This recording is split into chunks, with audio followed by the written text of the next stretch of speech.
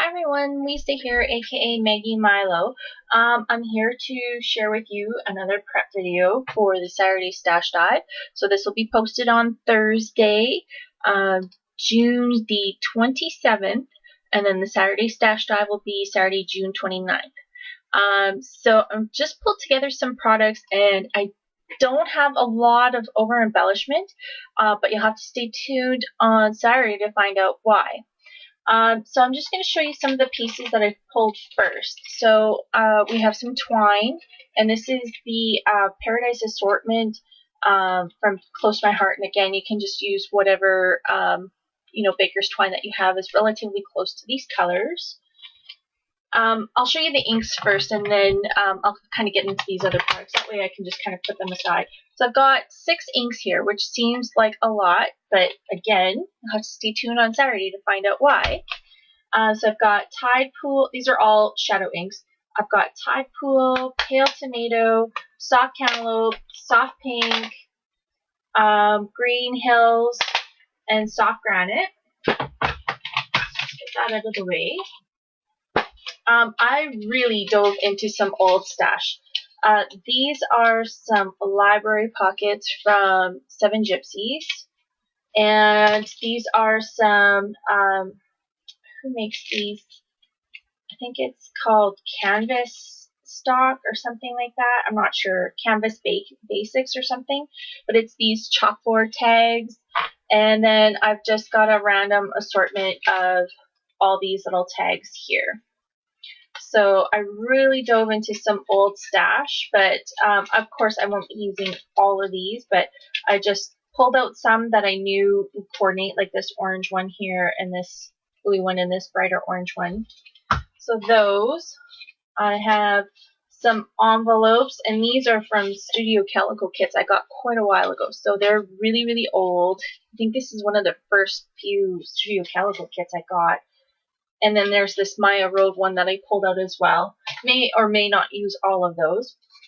I pulled in this stamp set, and this one is an exclusive for 2 peas in a bucket. So I don't know what the name of it is, and I don't know if it's even available anymore. But just look for something that has, something similar to all these pieces. There's like a today one, days of the week, numbers, morning, afternoon, night, month, day, happy day, and hand pointing, go see do, smile, adventure, and then tab, and then it looks like a Polaroid, a chevron Polaroid. So anyway, it's just a very, very basic kind of stamp, not overly geared towards anything. And then I have also over here, I have some glassine bags, and as well as this really big kind of craft bag. So you'll see how those come into play. And I pulled in the papers, and this is kind of where my color scheme went from. So if you kind of start looking at, the baker's twine, you can kind of see where I'm starting to pull my color palette from. And somebody said that I was doing a really good job on mixing and matching my colors, which really I don't. This is typically what I start off with, is a multicolored pattern, and I may or may not even use this, but I'll use this to kind of look at a color palette to just kind of pull in the colors from this, like the orange, the green, the white, soft gray, the yellow, just kind of to bridge everything together. I'll pull one of these multicolored patterns and just kind of bring everything together from that.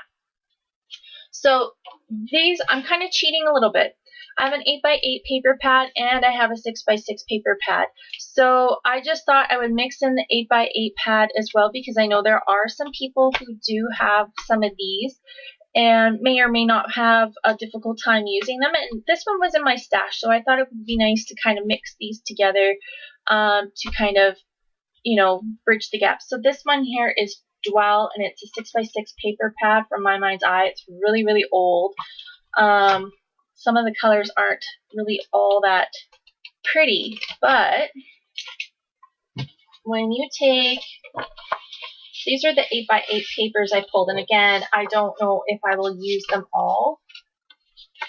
And the thing is with this particular layout is you're going to have to make sure They're double-sided. I can't tell you anything more than that, but make sure your papers are double-sided and that they'll be able to coordinate both sides. So again, I have chosen these 4 pieces of paper. So if you look at this piece of paper here, you can see that they coordinate pretty nicely, as well as this side here. So that is that. And then these are the 8x8 papers. And again, I may not be using all of these. I thought I had one more in here. I guess I don't. But again, I may or may not be using all of these. And then these are the back sides.